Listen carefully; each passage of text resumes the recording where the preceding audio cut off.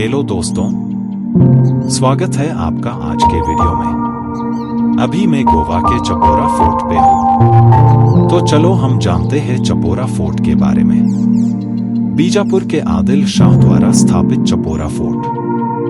Chapora fort Goa पर्यटकों के लिए एक और लोकप्रिय गंतव्य है और विशेष रूप से लोगों के लिए एक पसंदीदा शाम का अड्डा है।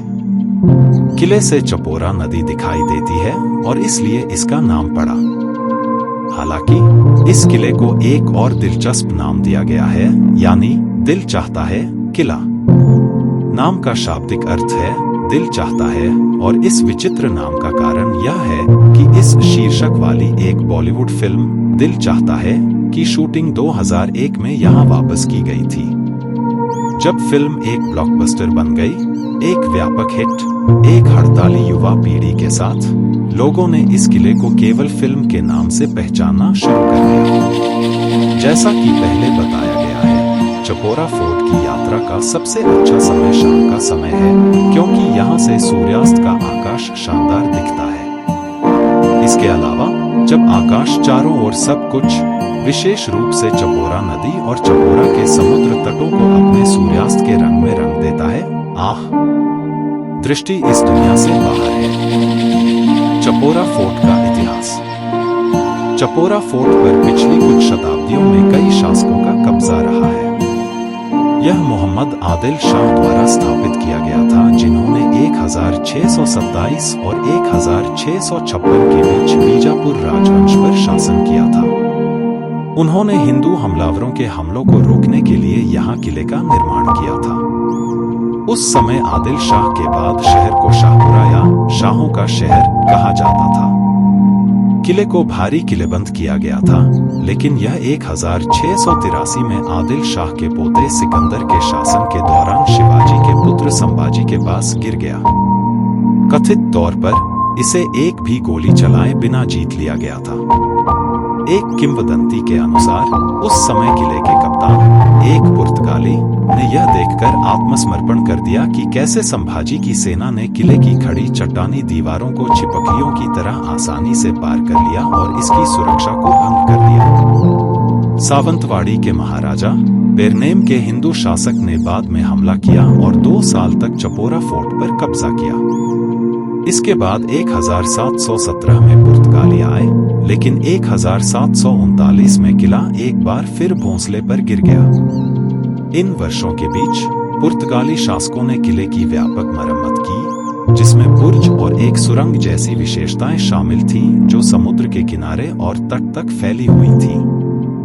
आपात स्थिति के लिए चपोरा नदी। 1941 में भोंसले शासन के 2 साल बाद ही पुर्तगाली नियंत्रण हासिल करने में सक्षम थे।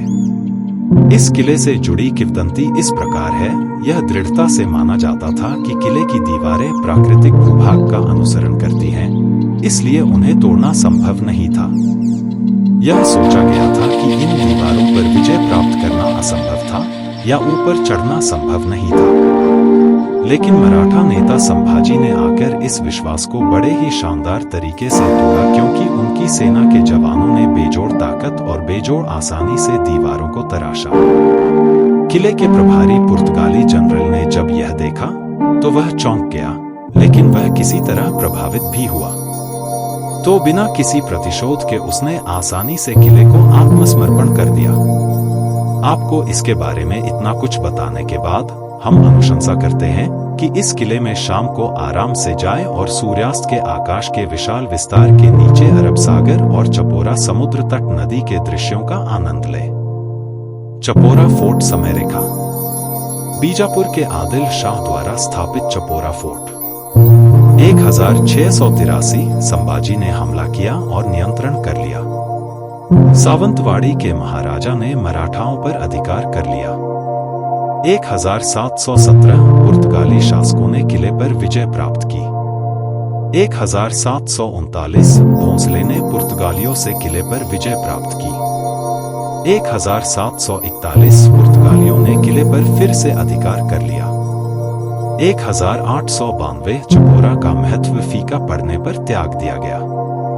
पुर्तगालियों ने साम्राज्य को और उत्तर में विस्तारित किया, इसलिए चपोरा अब उच्च सैन्य महत्व का नहीं था।